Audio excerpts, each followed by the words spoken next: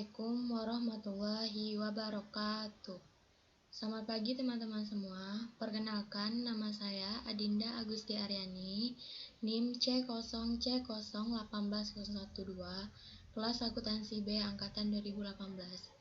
Baiklah teman-teman, di sini saya akan menampilkan hasil dari makalah saya, yaitu menghitung dan mencatat secara akuntansi mengenai angsuran pajak. Langsung kita masuk kepada materi yang pertama, yaitu A. Konsep perhitungan dan pencatatan PPh pasal 25. Pajak penghasilan pasal 25 adalah pajak yang dibayar secara angsuran. Tujuannya adalah untuk meringankan beban wajib pajak. Mengingat pajak yang terutang harus dilunasi dalam waktu 1 tahun, pembayaran ini harus dilakukan sendiri dan tidak bisa diwakilkan. Perhitungan PPh pasal 25. Besarnya angsuran PPh pasal 25 dalam 1 tahun berjalan atau tahun pajak berikutnya setelah tahun yang dilaporkan di SPT tahunan PPh dihitung sebesar PPh yang terutang pajak tahun lalu yang dikurangi dengan A. Pajak penghasilan dipotong sesuai pasal 21 atau sesuai tarif pasal 17 ayat 1 bagi pemilik NPWP dan tambahan 20% bagi yang tidak memiliki NPWP, dan pasal 23 15% berdasarkan dividen, bunga, royalti, dan hadiah, serta 2% berdasarkan sewa dan penghasilan lain, serta imbalan jasa. Pajak penghasilan dipungut sesuai pasal 22, pungutan 100% bagi yang tidak memiliki NPWP. B. Pajak penghasilan dibayar atau terutang di luar negeri yang boleh dikreditkan sesuai pasal 24, lalu dibagi 12 atau total bulan dalam pajak masa setahun. Perhitungan PPh pasal 25.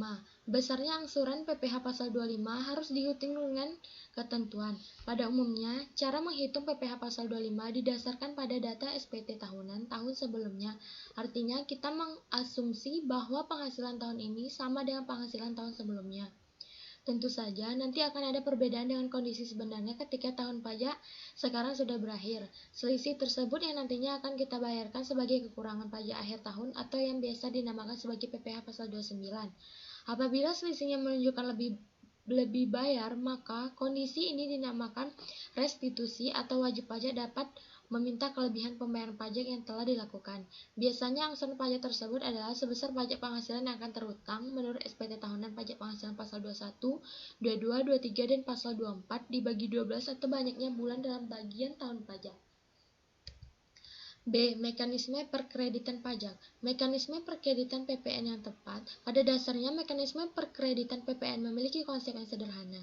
Jika pajak keluar lebih besar dari pajak masukan, maka selisihnya merupakan PPN yang harus dibayar.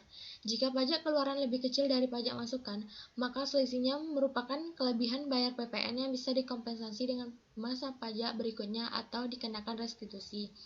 Pasal 9 Undang-Undang Nomor 42 Tahun 2009 mengatur lebih jauh mengenai mekanisme perkreditan pajak masukan.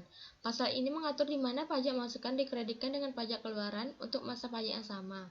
Selain menerapkan mekanisme perkreditan pajak yang tepat, penting untuk menyertakan SPT masuk PPN dalam jangka waktu yang dipatkan paling lama akhir bulan berikutnya setelah masa pajak. Perlu diperhatikan juga bahwa pajak masukan yang dapat dikreditkan harus persyaratan formal maupun material. Tidak semua pajak masukan dapat dikreditkan. Contohnya faktur pajak tidak lengkap. C. Jenis pajak yang tidak dapat dikreditkan. PPN terkait faktur pajak yang tidak bisa dikreditkan yaitu 1. PPN atas perolehan BKP atau JKP yang dilakukan sebelum pengusaha yang bersangkutan ditetapkan sebagai PKP. 2. PPN atas perolehan BKP atau JKP yang tidak berhubungan langsung dengan kegiatan usaha PKP, maksudnya tidak memiliki hubungan dengan kegiatan produksi, distribusi, pemasaran, dan manajemen PKPK.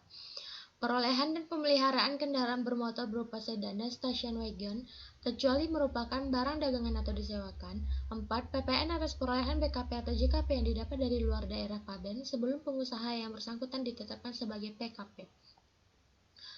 PPN atau perolehan BKP atau JKP yang tidak memenuhi ketentuan pada Undang-Undang Nomor 42 atau 2009 tentang PPN dan PPNBM pasal 13 ayat 5 atau 9 atau tidak mencantumkan nama, alamat, dan nomor pokok wajib pajak atau NPWP pembeli atau penerima BKP atau JKP. 6. PPN atas pemanfaatan BKP tidak berwujud atau atas pemanfaatan JKP dari luar daerah pabean di mana faktur pajaknya tidak memenuhi ketentuan sebagaimana dimaksud dalam Undang-Undang Nomor 42 Tahun 2009 tentang PPN dan PPNBM pasal 13 ayat 6. 7. PN atas perolehan BKP atau JKP yang pajak masukan ditagih dengan menggunakan penerbitan ketetapan pajak. 8. PPN atas perolehan BKP atau JKP yang pajak masukannya tidak dilaporkan dalam surat